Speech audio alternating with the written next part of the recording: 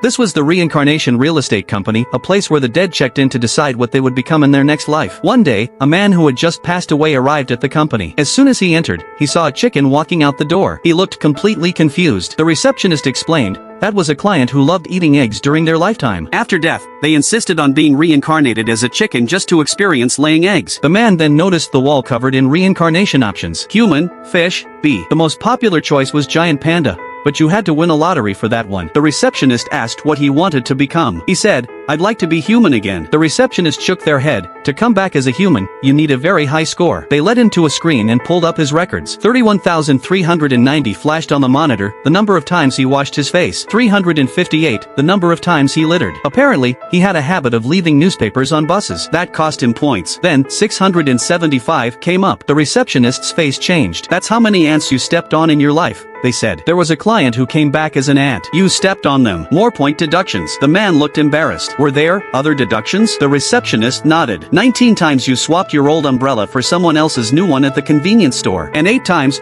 back in school, you secretly licked the recorder of the girl you had a crush on. The man quickly asked, okay, but were there any good points? The receptionist pointed at a 9. You helped bullied kids 9 times. That's your only bonus score. Then his total score popped up, 82,000 points. The man thought that was enough to return as a human. But the receptionist said, to be human again, you need at least 1 million points. With this score, you're only eligible to be an animal. The man looked heartbroken. The receptionist tried to comfort him. Being an animal's not so bad. But based on his score, the system only allowed him to be a bulldog. The man frowned. I don't want to fight every day. I want something peaceful, and I'd like to live a long life. The receptionist replied, well, how about a geoduck? You just stay buried in the sand. No stress. Can live up to 160 years. Just don't get dug up, or else they'll split you open for your eggs. So, if it were you, would you choose to come back as an animal, or try again as a human?